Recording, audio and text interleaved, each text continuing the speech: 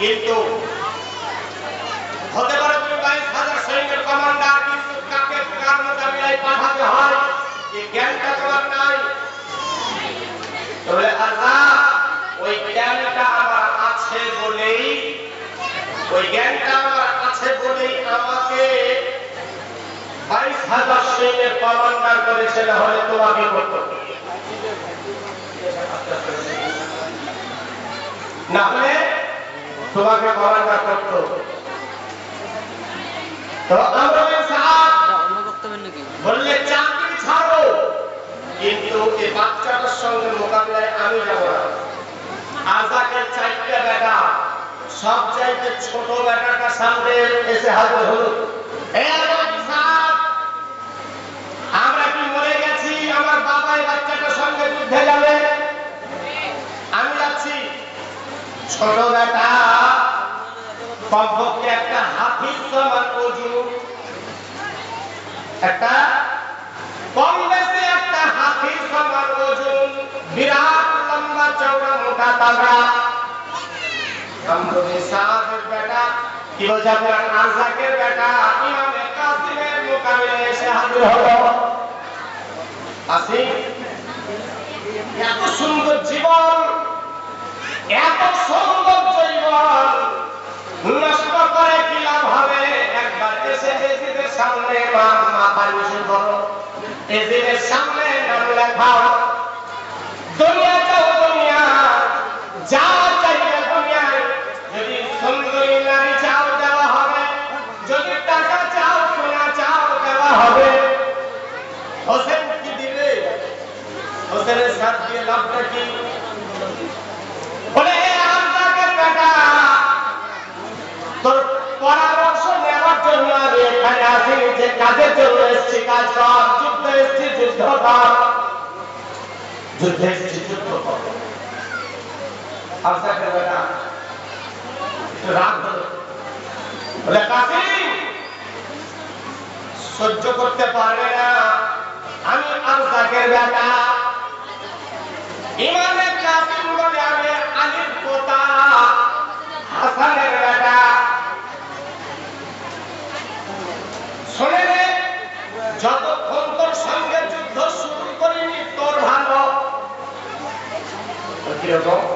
বলে শুরু করলেই তো তুই মারা যাবি, বলে জাহান্নামী হবি। রাগ হয়ে গেল, আমাকে বরং ভয় দেখাও। তরবার বের করে নিয়ে ইমামে কাসিমের উপরে তরবারের আঘাত করল। ইমামে কাসিম তরবার দিয়ে ঘিরে নিয়েছেন আঘাত, আগুন বিচ্ছুরিত হয়ে গেল, কিন্তু ইমামে কাসিমের তরবার যেন হিলে না। মনে হচ্ছে দেওয়ালে আঘাত করেছে, হিলে না। বুঝতে পেরে গেছে যে এখন যদি মানে কাসিম যদি আঘাত করে তো আমার সহ্য করার ক্ষমতা নাই, কিন্তু বুঝে গেছে। পালাবার চেষ্টা করলো। ইমামে কাসিম বলে আরজাকের বেটা, একবার আমারটা একটু সহ্য করে নে, তারপরে যাস। অন্তরাহার ছবি দেখাচ্ছে, এখন পালাবার জন্য রাস্তা খুঁজিস কেন? আমারটা সহ্য কর। ইমামে কাসিম তরবার খানা ঘুরিয়ে এত জোরে তরবারের আঘাত করেছে, বেরাদার এক চোটে আরজাকের বেটা বডি মাথা আলাদা করে দিয়েছে। এক চোটে দুই ভাগ করে দিয়েছে, টুকরো করে দিল। এখন কি হবে? লাশ বডি টুকরো টুকরো করবে, লাশ তো দিকবা দেখায় লাফালাফি করে। নাজারা সবাই তাকিয়ে দেখছে, 22,000 সৈনিক কমান্ডার আমরুল সাদও দেখছে যে এই বাচ্চা এত বড় পাহাড়ের মতো শক্তিশালী একটা মানুষকে এক চোটে দুই ভাগ করে দিল। মামুলি কথা নয়। যাও এবার কে যাবে মোকাবিলার জন্য? তা আরজাকের 3 নাম্বার, মানে ছোট থেকে বড় কাটা 3 নাম্বারই হচ্ছে। 3 নাম্বার কাটা গিয়ে হাজির হলো।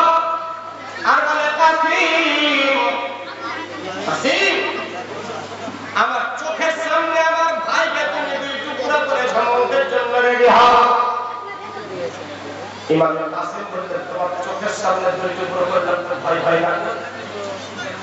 তাড়াতাড়ি করো, তোমার সাথী করে দিই। রাগ হলো, তলোয়ার বের করলে আঘাত করলো ইমাম কাসিম, ঘিরে দিলেন। ইমাম কাসিম এত জোরে তলোয়ারের আঘাত করলেন, এবার শুধু গলা নয়, গলা দিয়ে বগল দিয়ে এইভাবে জগৎ কেটে দুই টুকরো করে দিয়েছে। মরে জাহান্নামী হলো আজরাকের দ্বিতীয় নাম্বার বেটা, এদের চাইতেও শক্তিশালী 2 নাম্বার ছেলে। এত রেগেছে।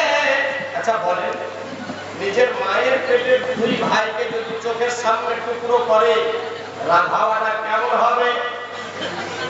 অবশ্যই রাগ হবে, স্থির থাকা সম্ভব নয়। আর তাকে দ্বিতীয় নাম্বার বেটা এসে হাজির হলো, বিরাট লম্বা চওড়া শক্তিশালী।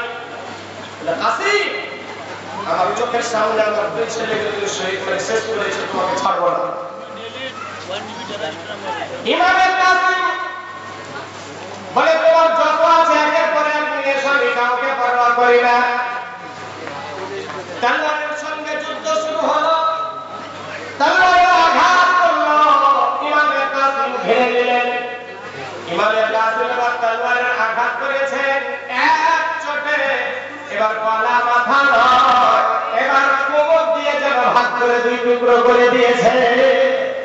আল্লাহ, একটা মানুষকে এক চোটে কোমর দিয়ে ভাগ করে দেওয়া আসান কথা? কি ক্ষমতা ব্যবহার করেছিলেন ইমাম কাসিম জানেন। আর যাকে সবচেয়ে বড় বেটা ছিল, দেখতে পাহাড়ের মতো বিশাল লম্বা চওড়া, আর এত রেগেছে চোখগুলা রক্তে যেন লাল হয়ে গেছে। ইমাম কাসিম রাদিয়াল্লাহু তাআলা ওর ওই অবস্থা দেখে ভিতরে ভয় পেয়েছিলেন, মনে মনে আল্লাহকে বললেন, আল্লাহ ইসকে হেফাজত করবা। তলোয়ার মজবুত করে ধরলেন। আর তাকে সবচেয়ে বড় বেটা এসে হাজির হলো। ইমাম কাসিম এত জোরে তলোয়ারের আঘাত করলেন, এত জোরে আঘাত করলেন, মাথা দিয়ে এভাবে ফাটতে ফাটতে ফাটতে ফাটতে তলোয়ার এসে নাভি পর্যন্ত পৌঁছে গেল, 2 ভাগ করে দিয়েছে। স্বপ্নেও কল্পনা করা সম্ভব নয় যে এইভাবে এক চোখে একটা মানুষকে ভাগ করা। কি ক্ষমতা আল্লাহ দিয়েছিলেন হযরতে ইমাম কাসিমের হাতে। তারপরে 3 দিনের পিপাসিত ইমাম কাসিম 4টা বেটা তড়পে তড়পে মরেছে, শেষ হয়ে গেল। এবার কে যাবে যুদ্ধের ময়দানে? আর তো যাওয়ার মতো কেউ নাই। তাহলে আর বাধা দিলেন কি থামানো যাবে? নিজের জবান 4টা বেটা মরে শেষ হয়েছে। আচ্ছা বলেন, ওর পরে রাতটা কেমন হবে? আর যাকে এখন থামতে বললেও থামবে না, এবার যুদ্ধে যাবে, ওর বাহাদুরি আর দেখাবে না। আর যাক নিজেই যুদ্ধের ময়দানে এসে হাজির হলো। কাসিম, আমার নাম আরসা, শত শত যুদ্ধে গেছি, যুদ্ধে জয়লাভ করে এসেছি, শত শত ছাত্রকে আমি যোদ্ধা বানিয়েছি, আমি যুদ্ধে গেছি, মেডেল পেয়েছি। ঘোড়ার গলার দিকে দেখো, আমার গলার দিকে দেখো, শতাধিক মেডেল পেয়েছি, শতাধিক মেডেল পেয়েছি। আমি যুদ্ধে পারদর্শী, বিভিন্ন কৌশলে যুদ্ধ করতে পারি। কাসিম, তুমি তো বাচ্চা, তোমাকে টুকরো টুকরো করে তোমার মাংস তেঁতুল পাতায় বাঁধতে চাই। মৌতের জন্য রেডি হও। এত রাগ লেগেছে, চোখ দুটো এমন ভাবে লাল হয়েছে, মনে হচ্ছে আরেকটু চাপ পড়লে চোখ দুটো বাষ্প হয়ে যাবে। আর এত রাগে রাগান্বিত হয়ে আছে। ইমাম কাসিম রাদিয়াল্লাহু তাআলা বলছেন, আরসা, তুমি যে কত বড় যোদ্ধা আমার জানতে বাকি নেই। বলে এখন ঘোড়ার সেনটাই লাগাওনি, আর তাকে যুদ্ধ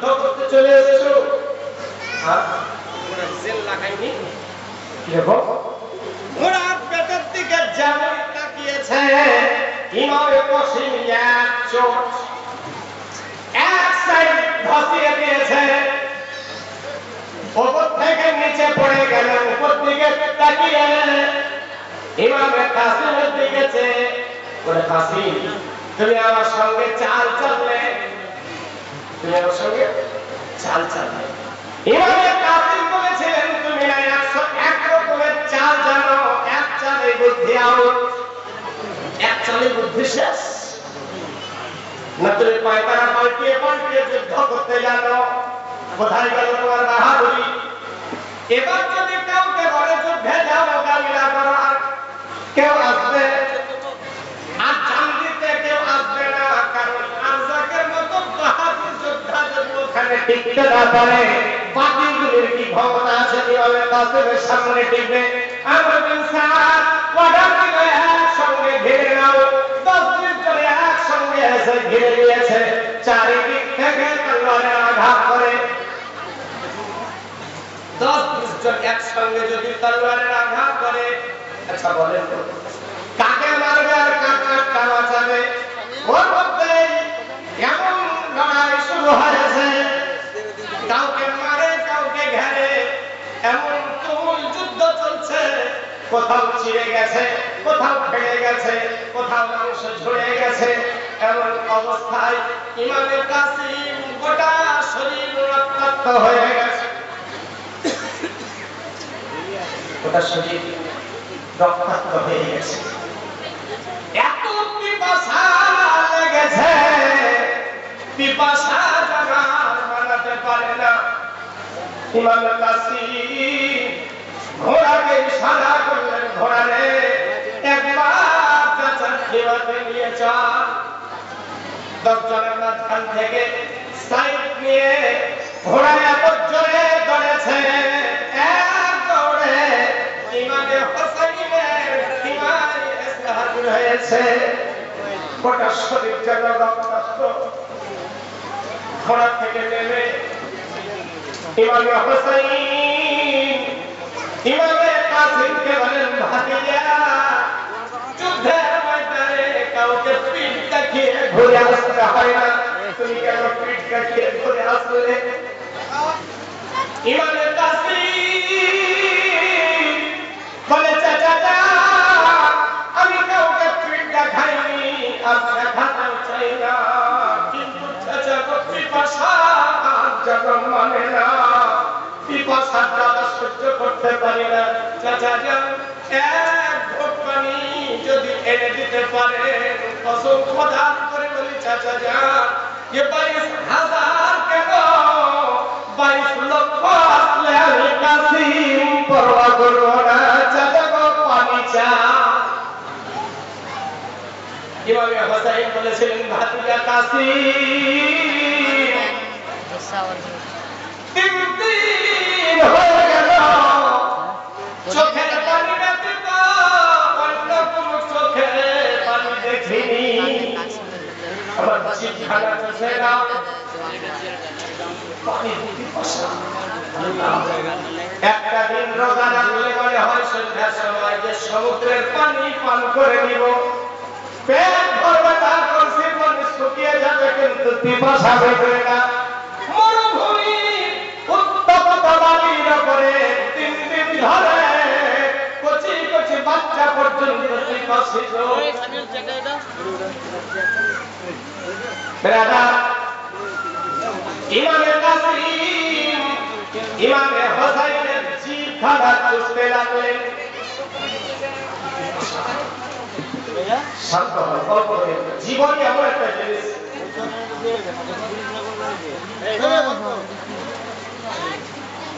জীবনই এমন একটা জিনিস এখানে চুপচাপ করলে একদম না শুনে মজা লাগবে না বলে মজা লাগবে শান্ত হন না চুপচাপ যদি ভালো না লাগে আস্তে করে উঠে চলে যান জোর করে কাউকে বসিয়ে রাখবেন আসছে মর্মান্তিক কাহিনী নিয়ে আসছে সামনে কি দুঃখ গেছে এই মহরম মাস যেদিন আসে গোটা পৃথিবীর মুসলমান যত কেঁদেছে আজও যত কাঁদে আর কিয়ামত পর্যন্ত যত কাঁদবে আল্লাহ সুবহানাল্লাহ আমার মনে হয় যে সমস্ত চোখের পানিকে যদি এক জায়গায় জমা করা হতো একটা নদী তৈরি হয়ে যেত চোখের পানি। এত কেঁদেছে মানুষ। আজও মুমিন কাঁদে, আজও মুমিন কাঁদে, মুমিনের দিল কাঁদে, আজও মুমিনের অন্তর কাঁদে। এমন আল্লাহর বান্দা আছে মসজিদে গিয়ে সেজদায় পড়ে ফুকরে ফুকরে কান্না করে। মাওলানা রাসূলের মোহাব্বত যখন ওই পিপাসার কথা মনে পড়ে যায়, মুমিনের হৃদয় চিরে ছারখার হয়ে যায়। এবার যুদ্ধের ময়দানে কি যাবে? ইমামে কাসিম, ইমামে হোসেন জিহ্বাটা চুষলেন। চুষিবা হবে কি? ও জিহ্বা, ওটাও তো জিভ শুকনো, কাঠের মতো শুকিয়ে আছে, রস কিছু নাই। ওর মধ্যে যেটুকু আরাম পেলেন, পিপাসার জ্বালায় ইমামে হোসেনের জিহ্বাটা চুষলেন। ঘোড়ার উপরে উঠে যুদ্ধের ময়দানে চলে গেলেন। ইমামে কাসিম শহীদ হলেন। দুই টুকরো করা হলো। আরজাকের গাটার চারটা লাশ। আরজাকের লাশ দেখে আমর বিন সাদের এত রাগ হয়েছিল, ইমামে কাসিমের লাশ যখন মাটিতে পড়ে গেল, বলল যাও এই লাশের উপর দিয়ে ঘোড়া দৌড়িয়ে দাও। 100 ঘোড়া ইমামে কাসিমের বডির উপর দিয়ে দৌড়িয়ে দিল। আল্লাহু আকবার। ইমামে কাসিমের লাশ বডি ঘোড়ার পায়ের আঘাতে, ঘোড়ার পায়ের আঘাতে হাড্ডি মাংস গড়িয়ে যেন পুটলি তৈরি করে দিয়েছে। মাংস হাড্ডি গড়িয়ে যেন এক করে দিয়েছে। শতাধিক ঘোড়া ছুটিয়ে দেওয়ার পরে আমর বিন সাদ আওয়াজ দিয়ে বলে, হোসেন নিয়ে যাও, হাফিজা কাসিমের লাশ নিয়ে যাও। ইমাম হোসেন শাহাদাত হয়ে গেলে পুটলি, মাংসর পুটলি উঠালে চাদরের উপরে উঠিয়ে নিয়ে কাঁধের উপরে নিলে আর কিমার দিকে এনে হাজির করলেন। কারবালার তপ্তবালির উপরে দাফন করলেন। ইন্না লিল্লাহি ওয়া ইন্না ইলাইহি রাজিউন। এবার যুদ্ধের ময়দানে কে যাবে? হযরত যায়েনব, ইমামে হোসেনের বোন যায়েনব। কচি কচি দুই বাচ্চা, মুহাম্মদ আর মুহাম্মদ। একটা 9 বছর আর একটা 7 বছর। 7 আর 9, এই দুই বাচ্চাকে নিয়ে নাচল তলে ঢেকে নিয়ে ইমামে হোসেনের খিমাতে এসে হাজির হলেন। বড় পর্দা নশী যায়েনব, আওলাদে রাসূল যায়েনব ইমামে হোসেনের খিমাতে ঢুকলেন। আদবের সঙ্গে সালাম জানালেন, আসসালামু আলাইকুম। বোন ভাইয়ের দিকে দেখে, ভাই বোনের দিকে দেখে, দুজনের চোখ দিয়ে পানি ঝরে, মুখে কোনো কথা নাই। হযরত যায়েনব হাত দুটো জোড় করে বলে, ভাই হোসেন, এই বিপদের সময় বড় আশা নিয়ে তোমার কাছে আসলাম, কিছু বলতে চাও? যায়েনব বলে, একটা জিনিস চাইতে আসলাম। আশা করি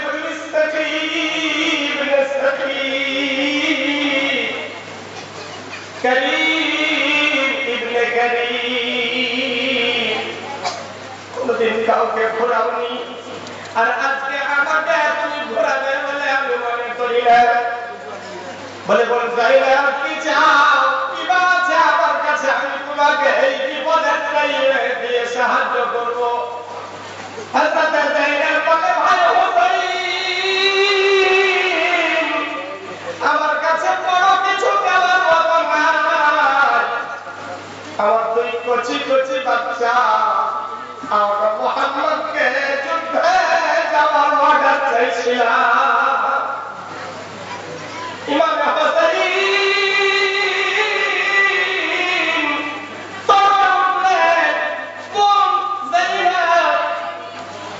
কচি কচি বাচ্চা ওদের চাইতে তো তলোয়ার গুলা বেশ লম্বা, আমি কোন লজ্জায় কোন মুখখানা দিয়ে আমরা মুহাম্মদকে যুদ্ধে যাওয়ার জন্য অর্ডার দিব। বলছে আমি যুদ্ধে যাওয়ার অর্ডার দিতে পারলাম না।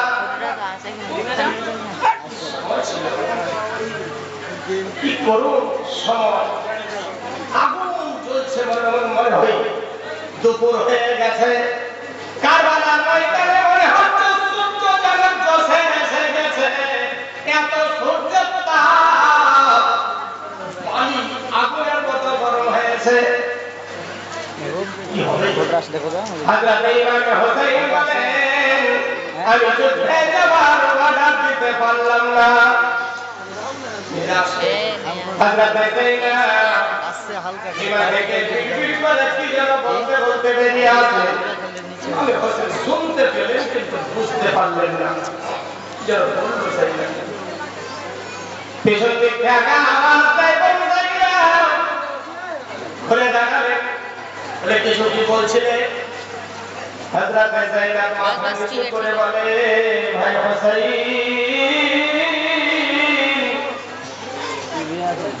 মনের বড় তামান্না ছিল, মনের বড় আশা ছিল,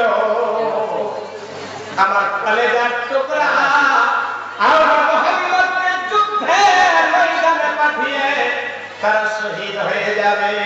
কিয়ামতের দিন আমাকে দুই শহীদের মা বলে ডাকবে, আমার মনের আশা পূর্ণ হয়ে যাবে। বড় আশা করে এসেছিলাম, কিন্তু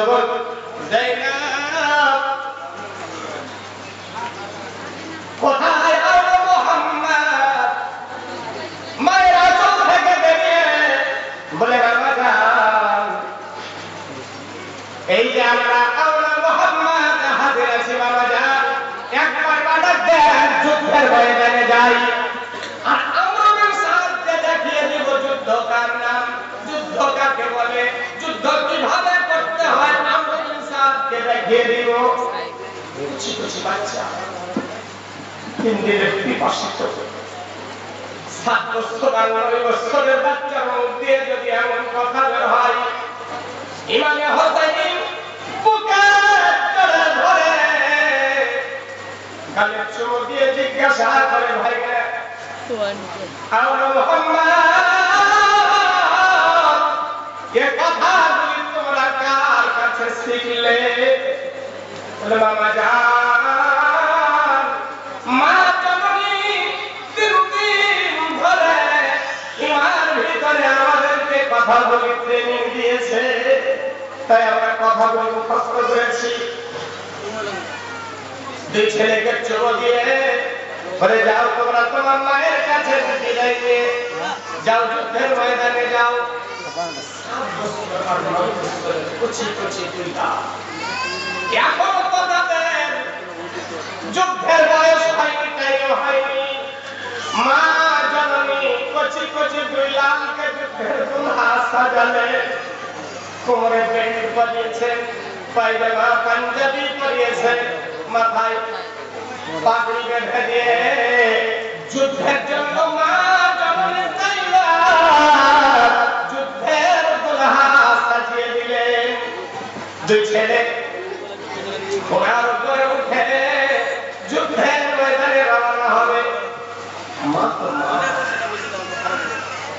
মায়ের মতো আপন কেউ হয় না, মায়ের মতো ভালোবাসা দুনিয়ার কেউ দিতে পারে আর কিয়ামত পর্যন্ত পারবে না। মুহাম্মদ যুদ্ধের রওনা হয়েছেন। মা জননী যায়নাব কি যেন ভাবলেন, পিছন দিক থেকে আওয়াজ দিলেন, বেটা আওলা মুহাম্মদ একবার ঘুরে এসো, আমরা একবার তোমাদেরকে দেখতে চাই। ঘোড়া থেকে নেমে মায়ের কাছে এসে হাজির হলো। মা জননী দুই ছেলেকে দুই জাগের উপরে বসিয়ে নিয়ে দুই ছেলের গালে মুখে চুমু দিয়ে বলে, বাবা আওলা মুহাম্মদ, আমি তোমাদের মা জেনে শুনে তোমাদেরকে কসাইয়ের মুখে পাঠাচ্ছি। বেটা আমি জানি তোমরা আর আমার কাছে ফিরবে না, তারপরে তোমাদেরকে আমি কসাইয়ের মুখে পাঠাচ্ছি। বেটা আওলা মুহাম্মদ, কিয়ামতের দিন তোমরা তোমার মা জননীকে ক্ষমা করে দিও। মা জননী ছেলের কাছে নিয়ে ছেলেকে যুদ্ধের ময়দানে পাঠালেন। কচি কচি দুই লাল আওয়াজ দিয়ে বলে, মোকাবিলার জন্য সৈন্য পাঠা, কে আছে আমাদের সঙ্গে মোকাবিলা করবে। শুকিয়ে গেছে, 3 দিনের পিপাসিত কচি কচি বাচ্চা, মুখে কথা বের হয় না, জোর করে যেন কথা বলে। কচি কচি বাচ্চার মুখে কথা শুনে দয়া হলো না, মায়া হলো না। বলে যাও, সাপের বাচ্চা সাপ ভাই, বাঘের বাচ্চা বাঘ ভাই, এখন ঝামেলা মিটিয়ে দাও, না হলে আমার পরে খরা করে উঠবে। এখন ঝামেলা মিটিয়ে দাও। দুইজন সৈন্যকে পাঠালো।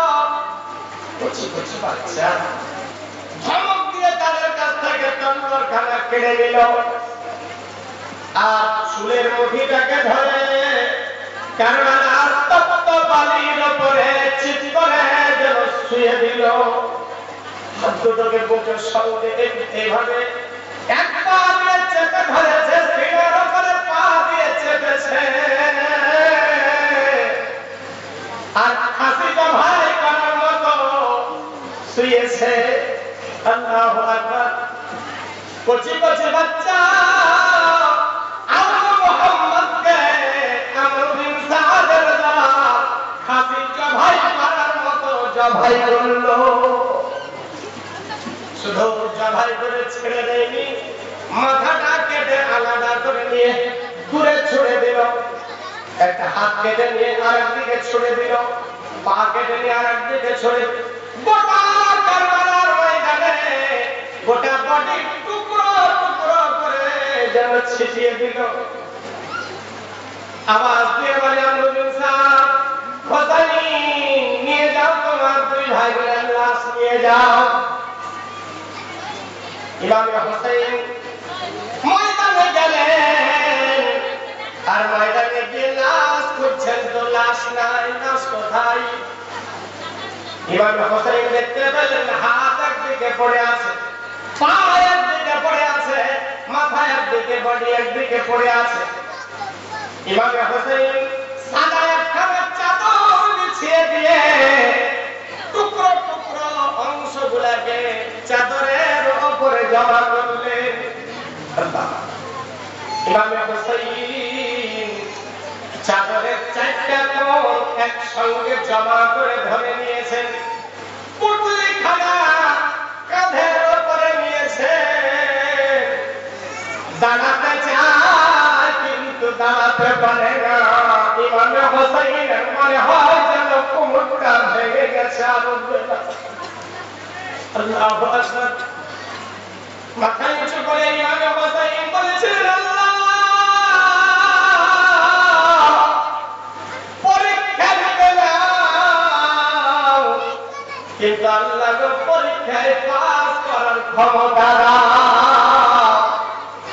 ইমাম হোসেন উঠে দাঁড়ালেন আর পুটলিখানা কাঁধের উপরে নিয়ে ঘাড়ে নিয়ে টুকটুক করে চলতে চলতে ইমামে আওলা মুহাম্মদের দুই লাশ হযরতে যায়েদের খিমাত সীমাতে এনে রাখলেন পুটলি খানা দেখে মায়ের অবস্থা কেমন হবে বুঝতে পারেন রাধা মা জননী যখন পুটলি খানা খুলেছে আল্লাহ মা জননী পুটলি খানা খুলেছে হাতের পা টুকরো টুকরো করেছে এমন অবস্থা দেখে মা সহ্য করে তো করে কি করে আমার জীবনে বহু মাইয়াতের জন্য দোয়া করেছি মুর্শিদাবাদের একটা বাচ্চা ছেলে দোয়ার জন্য গিয়েছিলাম মানে আমাদের দিকে আগে রোড ছিল না যখন কাদা মাটি না হয় যার জন্য রাস্তায় লাল পোড়া মাটি পাহাড়ের মাটি দিত ওই মাটিতে মানে ই হতো না কাদা হতো না ওই মাটিটা বিছিয়ে দিয়েছে আর রোলার করছে রোলারটা চালাচ্ছে আর বাচ্চা বাচ্চা ছেলেরা আমার আশেপাশে যখন আগাচ্ছে এরাও আগাচ্ছে যখন পিছাচ্ছে এরাও পিছাচ্ছে ড্রাইভারকে লক্ষ্য করেনি একটা ছেলে কিন্তু ওই রোলারে দাওয়া পড়ে গেছে ও রোলারে যদি ওকে রোডের সঙ্গে চাপে তো কি অবস্থা হবে বুঝতে পারেন আল্লাহ বাচ্চাটা লাশটাকে কোদালি দিয়ে চেঁচে চেঁচে তোলা হয়েছে ওই বাচ্চাটা 40 হাতে আমি গিয়েছিলাম আল্লাহ যখন দোয়া করতে শুরু করলাম তো মনে হচ্ছে ওর বাপ মাকে থামানো যায় না এত কেঁদেছিল মানুষ ছেলে মেয়ে হারায় বাপ মা কাঁদে কিন্তু এমন ভাবে যদি বাচ্চার মুক্ত হয় মায়ের জানা কোন আঘাত লাগে মা ছাড়া দুনিয়ার কেউ জানে না টুকরো টুকরো করেছে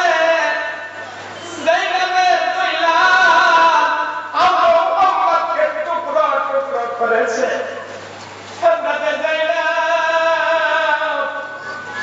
মনের মধ্যে কতই না স্বপ্ন ছিল ছেলেদেরকে নিয়ে সব স্বপ্ন যেন মাটিতে মিশে গেল কার হাত কোনটা কার পা কোনটা কার বডি কোনটা কার মাথা কোনটা মা জননী খুঁজে খুঁজে সুন্দর করে দুই ছেলের লাশকে সাজানো দুই ছেলেকে যখন সাজানো কমপ্লিট হয়ে গেছে মনে পড়ে গেছে প্রসাদ বেদনা কথা মনে পড়ে গেছে মনে মনে ভাবে যেদিন তোমরা দুনিয়াতে এসেছিলে ও প্রসাদ বেদনা আজ আমি ভুলিনি যে জায়গাতে জন্ম নিয়েছিলে জায়গাটাও রক্তাক্ত করেছিলে তোমরা যখন দুনিয়া থেকে বিদায় নিয়ে চলে যাচ্ছ এই জায়গাটাকে লাল করে দুনিয়া থেকে বিদায় নিলে দুই ছেলের লাশের উপরে পড়ে কান্না করতে করতে অজ্ঞান হয়ে গেলে আল্লাহু আকবার অজ্ঞান হয়ে গেলেন মুখে পানি ছিলাবে তো পানি নাই বেশি 5 থেকে 7 মিনিটের জন্য এই জালসার জন্য কে আছেন মধ্যে মুমিন কে আছেন মধ্যে মুজাহিদ ওই আওলা মুহাম্মাদের মহব্বতে আওলা মুহাম্মাদের ভালোবাসায় মাত্র 5000 টাকা দান করবেন আছেন তো আল্লাহ ওয়ালা কোন মধ্যে মুমিন কোন মধ্যে মুজাহিদ 5000 টাকার দাতা আওলা মুহাম্মাদের ওসিলা দিয়ে আওলা মুহাম্মাদের দোহাই দিয়ে আল্লাহর কাছে দোয়া করব আছেন কেউ একজন আসরি একজন প্রেমিক আওলা মুহাম্মাদের সঙ্গে একসঙ্গে জান্নাতে যাবেন দোয়া করব কেউ আছেন আল্লাহ ওয়ালা গ্রামবাসী পাড়া প্রতিবেশী যদি কেউ থাকেন মাত্র 5000 টাকা চাইছি আচ্ছা কেউ কোন কমিটি সেক্রেটারি সভাপতি ক্যাশিয়ার একজন হাত উঠান 5000 টাকার দাতা হন ধন দৌলত জমি জায়গা বাড়ি গাড়ি মাত্র 5000 টাকা চাই। কে আছেন আল্লাহ ওয়ালা? ভাই একজন আছেন। একটা হাদিস শোনাই। وعن أنس قال قال رسول الله صلى الله عليه وسلم أنا أكثر الأنبياء تبعا يوم القيامة وأنا أفضل من يقرأ باب الجنة। حضرت أنس থেকে বর্ণিত হাদিস মুবারক। আল্লাহর নবী বলেন কিয়ামতের দিন সমস্ত নবীর উম্মতের চাইতে আমার উম্মত বেশি হবে, আর আমি নবী সর্বপ্রথম জান্নাতে পা রাখব। সর্বপ্রথম আমি নবী জান্নাতে পা রাখব, তার আগে জান্নাতে কেউ যাবে না। আল্লাহু আকবার। দাদা ওই নবীর উম্মত হয়ে হাত বাড়িয়ে দোয়া করব, আছেন আল্লাহ ওয়ালা 5000 টাকা দেবেন, সারা জীবন ইনকাম করলেন, পরে আপত্তি নাই। আসলে 5000 টাকা জালসার জন্য কে দেবেন? আচ্ছা 5 জনে 5000 টাকা দেন, 5 জনে 5000, 1000 টাকা করে টাকা আছে। দেওয়াল্লাওয়ালা 1000 টাকা করে টাকা দেবেন। কমিটি কারা? আদিল সাহেবের নামে 1000 টাকা। নারে তাকবীর, নারে রিসালাত। এই ডাক্তার আদিল সাহেবের নামে 1000 টাকা। আপনারা হয়তো ডাক্তার আদিলকে চিনেন না, খুব ভালো মানুষ ছিলেন, আল্লাহ যেন জান্নাত করে বলুন আল্লাহুম্মা আমিন। বেনামি 2500 টাকা। সুবহানাল্লাহ। তাড়াতাড়ি দেন, যারা দিলেন এখন অনেক মানে বর্ণনা করতে বাকি আছে, রাত আমার অনেক হয়ে গেছে, আর কাজ কাজের সময় 12টা 12:15 হয়ে গেল। সে যা হবে হোক, আমার আপত্তি নাই। আপনারা যদি টিকে থাকেন তো চলবে, অসুবিধা নাই, কিন্তু এই 5-7টা মিনিট যারা দিব ভাবতে দেরি করেন না। মাত্র 1000 টাকা করে টাকা 5 জনের কাছে চেয়েছি, একজন পেলে আমার বাকি 4 জন। আপনারা বলেন 1000 টাকা করে টাকা যদি পারেন নগদ আলহামদুলিল্লাহ। মায়েরা আপনাদের মধ্যে যদি কেউ পারেন 1000 টাকা,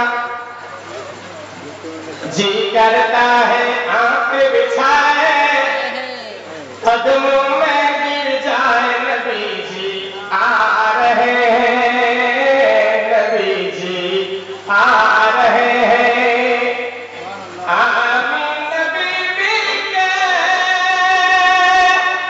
गोद में महताब आएगा,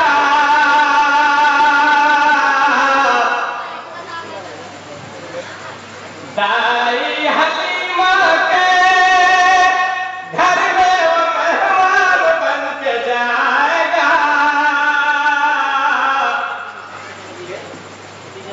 খাদিজা বিবি 500 টাকা দিয়ে সাজাদারকে ফুল করে দাও। খালিদ 500 টাকা নগদ আর 500 টাকা বাকি।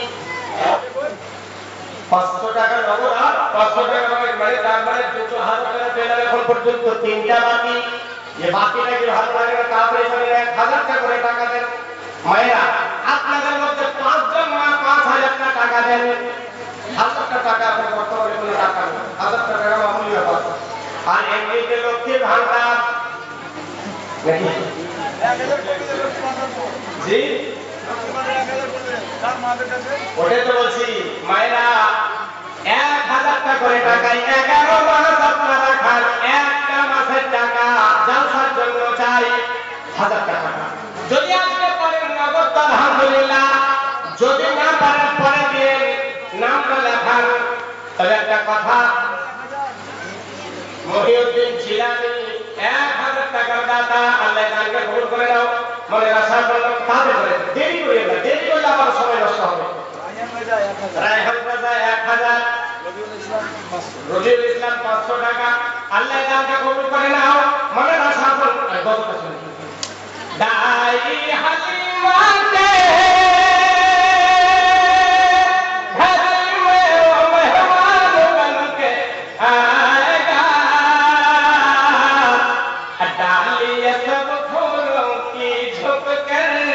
लेने लगी बलाए, नबी जी आ रहे हैं, नबी जी आ रहे हैं।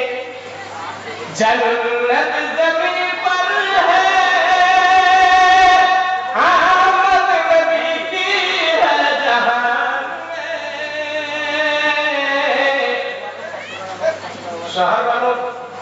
সুবহানাল্লাহ ইমামে হুসাইন কিস্তির শহর দোয়া করব আল্লাহ এই শহরকে ওই শহর সাথী করে জান্নাতি করে দিয়ে বলুন আল্লাহুম্মা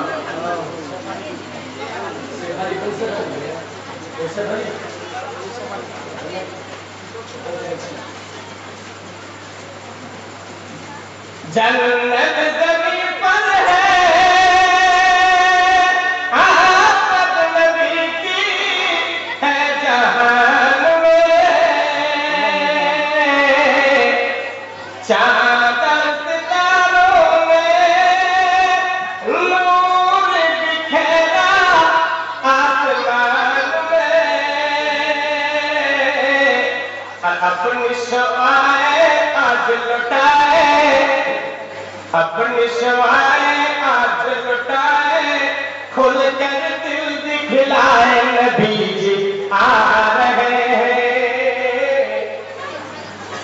आमिर 500 টাকা হাবিবা 200 টাকা মিনার 500 টাকা আল্লাহ দানগুলোকে কবুল করে নাও শেষ দোয়া করছি নামটা শোনাই বাবাকে নিয়ে আসছে বলে আপনি সারা আগে আতো সে রহমতুল্লাহ रोशन हुई है एक हलाल से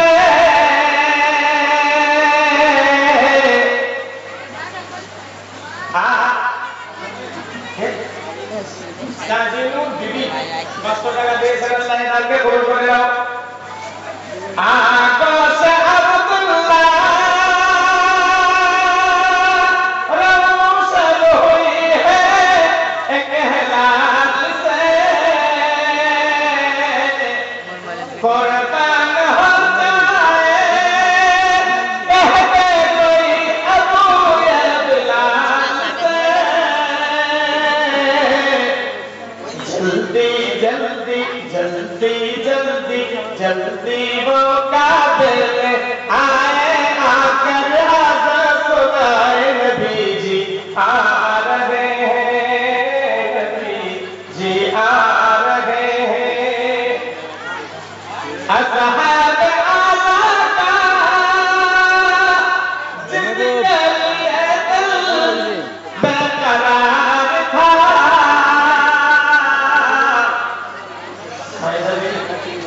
असहाब आला का जिसके लिए दिल बेकरार था सलमान उतर को जिसका अभी तक इंतजार था उनसे भी जाकर ये कह दे उनसे भी जाकर ये कह दे दर नबी पर आए नबी जी आ रहे हैं नबी जी आ रहे हैं उलम देवा 500 টাকা साबरा देवा 500 টাকা शेख मोहम्मद उसे काफिर एक कुंटल धान अल्लाह दानকে কবুল করে দাও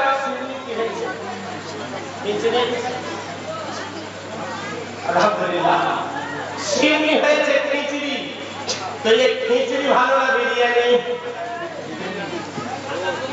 জি কোনটা ভালো তো সারা জীবন কি খিচুড়ি খাবেন না বিরিয়ানি পাকাবেন আগামী বছরের জন্য একটা গরু কে আছেন আল্লাহওয়ালা কে আছেন আল্লাহওয়ালা গরু মধ্যে মুমিন যারা পাপ ইন্তেকাল করেছে তারা একটা গরু দান করবেন কে আছেন তারা যদি হাত উঠান খাবার নাই কেউ আচ্ছা মাইনা 1000 টাকা যারা লক্ষ্মীর ভান্ডারের টাকা পাচ্ছেন 1000 টাকা হাসান হোসেন কে দিলেন 500 টাকা আল্লাহ তাআলাকে কবুল করে দাও আসলে একটু দোয়া করে দি আল্লাহ আলামিন যে সাথে দেরিতে করিয়াছে দান যে সাথে দেরিতে করিয়াছে দান মনের আশা পূর্ণ করো রহিম রহমান রব্বুল আলামিন 5000 100 যেভাবে পেরেছে করছে দান করছে আল্লাহ প্রত্যেকের কাজ কবুল করে নাও মনের আশা পূর্ণ করে দাও মনের দেশ তাকে পূর্ণ করে দাও যারা দিয়েছে তাদের মনের আশা পূর্ণ করে দাও তাদের বাবা মা ভাই বোন আত্মীয় স্বজন দাদা দাদি নানা নানি খালা খালু চাচা চাচি ফুফা ফুফি যারা ইন্তেকাল করেছে আল্লাহ জানেন কবরে কিয়ামতে রেখেছো প্রত্যেকের কবরকে তুমি নূর আলোক করে দাও উজালা করে দাও মুসাদা করে দাও চওড়া করে দাও কবরকে জান্নাতুল ফেরদাউসের বাগিচা বানিয়ে দাও আল্লাহ তুমি সিদরাতে গভীর রাত্রিতে তোমার দরবারে ভিখারি মতো হাত বাড়িয়েছি কথা রব্বুল আলামিন শয়তানের চক্রান্তে পড়ে কত ভুল করে চলেছি আল্লাহ এই সমস্ত পাপগুলো মাথায় নিয়ে কিয়ামতের দিন তোমার সামনে কোন লজ্জায় মুখখানা দেখাও আল্লাহ তোমার সামনে নিয়ে মুখ দেখাবার মতো মুখ আমাদের কাছে নাই আল্লাহ আমাদের প্রত্যেকের জীবনের গুনাহগুলো মাফ করে দাও আল্লাহ ইমান জ্ঞান নাই বুদ্ধি নাই চলার শক্তি নাই শয়তানের সঙ্গে পাল্লা দেওয়ার ক্ষমতা নাই তাই মানুষ ভুল ভাল করে দাঁড়ায় আল্লাহ তুমি চলো তুমি দয়াময় মা বোনেরা যারা টাকা পয়সা দিচ্ছে তুমি তাদের সমস্ত বাধা মুসিবত বিপদ আপদকে দূর করে দাও আল্লাহ যারা শান্তি ভোগ করছে সংসার নিয়ে তাদের সংসারে সুখ শান্তি দাও যারা অসুস্থ আছে সুস্থ করে দাও লা ইলাহা ইল্লাল্লাহু মুহাম্মাদুর রাসূলুল্লাহ